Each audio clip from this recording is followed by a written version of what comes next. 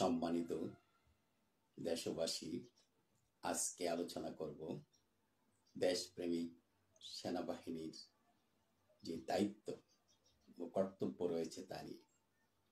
আমরা লক্ষ্য করছি দীর্ঘদিন থেকে বাংলাদেশ সশস্ত্র বাহিনী যে ঊর্ধ্বতন কর্মকর্তারা রয়েছেন, ওনারা তাদের দায়িত্ব থেকে অবসর নেওয়ার পর সরাসরি জাতীয় রাজনীতিতে সম্পৃক্ত হয়ে বলিষ্ঠ ভূমিকা রেখে যাচ্ছেন, যা দেশের জন্য অবশ্যই মঙ্গলজনক। দুঃখজনক হলো সত্য যে দায়িত্ব পালনরত অবস্থায়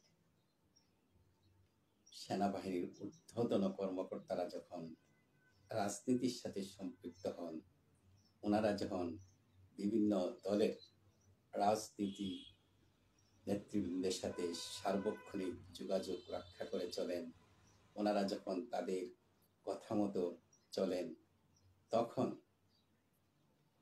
দেশের স্বাধীনতা সার্বভৌমত্ব বিপন্ন হওয়ার একটা সম্ভাবনা থেকেই যায়। কারণ রাজনীতি হচ্ছে একটা ভিন্ন জগতের কাজ।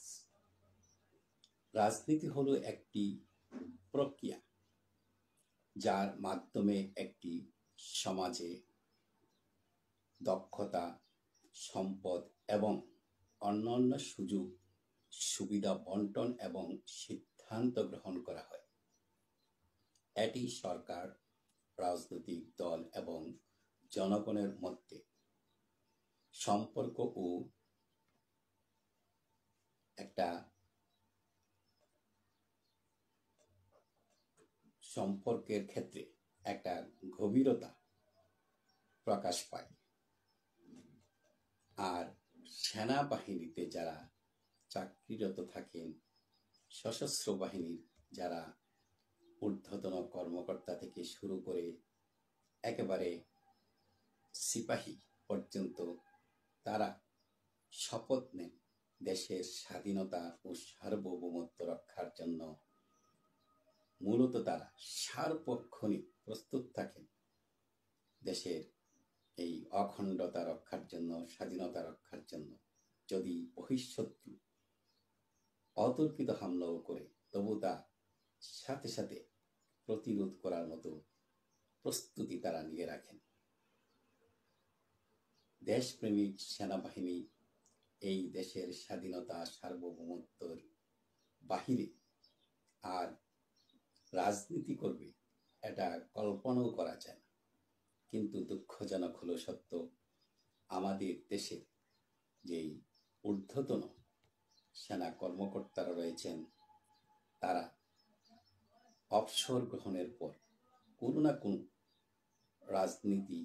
রাজনৈতিক দলের সাথে সম্পৃক্ত হয়ে একেবারে রাজনীতিবিদ হয়ে যান। তারা কখনো কখনো নির্বাচনে অংশগ্রহণ করে সংসদ সদস্য নির্বাচিত হয়েছেন, মন্ত্রী হয়েছেন, দেশের জন্য অনেক কাজ করেছেন, তাদের অবদানও অনেক।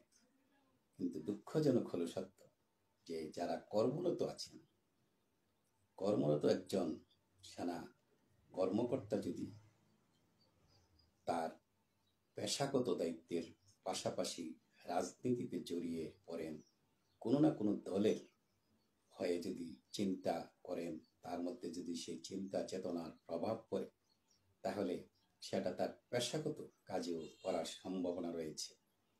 এবং কোনো দল যদি রাষ্ট্রীয় ক্ষমতায় থাকে, তখন তাকে সাপোর্ট দিতে হয়।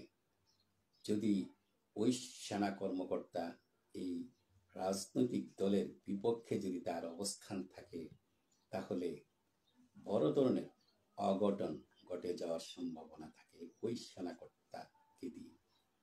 কাজী পেশাগত দায়িত্ব পালনকালে আমাদের সেনাবাহিনীর যে ঊর্ধ্বতন কর্মকর্তারা রয়েছেন, একেবারে সেনা প্রধান থেকে শুরু করে ওনাদেরকে রাজনীতি করার যে অধিকার সেটা সাংবিধানিকভাবে দেওয়া হয়নি।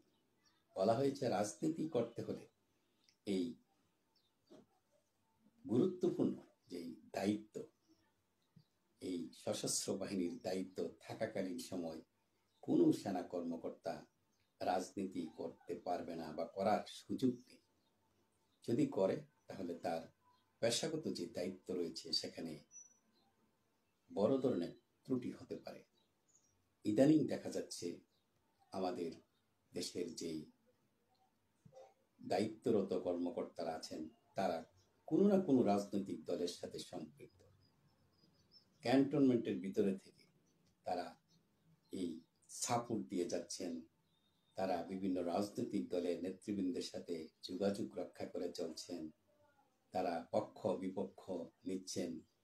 এটা সত্যি, এটা ওনাদের যে পেশাগত দায়িত্ব, এই পেশাগত দায়িত্বের জন্য একটা যে কোনো সময় বিপর্যয় ডেকে আনতে পারে। বিপর্যয়টা হবে তো প্রথমত ওনাদেরই, তারপরে রাষ্ট্রের হবে, জনগণের হবে। কাজী যেসব সশস্ত্র বাহিনীর বা অন্যান্য বাহিনী যে রয়েছে, এই বাহিনীগুলো, বিমান বাহিনী রয়েছে, নৌবাহিনী রয়েছে, এই বাহিনীগুলোতে যারা দায়িত্ব পালনরত আছেন তাদের উচিত এই সংবিধানের বাহিরে না গিয়ে, রাজনীতিতে না জড়িয়ে, শুধুমাত্র তাদের উপর অর্পিত যে দায়িত্ব, দেশের স্বাধীনতা সার্বভৌমত্ব রক্ষা করা, এটুকু নিয়ে চিন্তা করা উচিত। আর যে সরকার থাকবে, সরকার তাদেরকে যে নির্দেশ দিবে তা অক্ষরে অক্ষরে পালন করবে।